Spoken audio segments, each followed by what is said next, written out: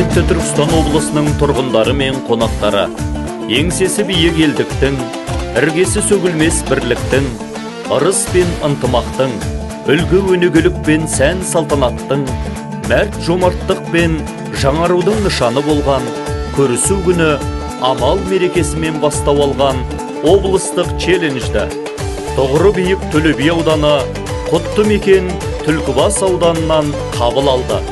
Бұл сәт ағайынмен көрісіп, арқасын қағып амандық сұрасып, жылдың жылмен қауышқан шағы.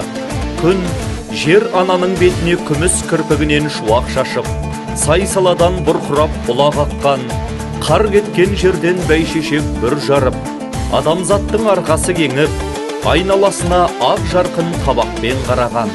Қырдағы ел, ойдағы елмен араласып, күлімдесіп көрісіп, мауқым басқан ұлыстың ұлы күні Наурыз мерекесі баршамызға құтты болсын.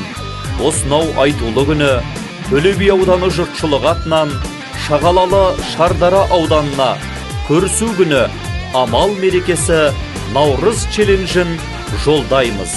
Ұлыс оң болсын.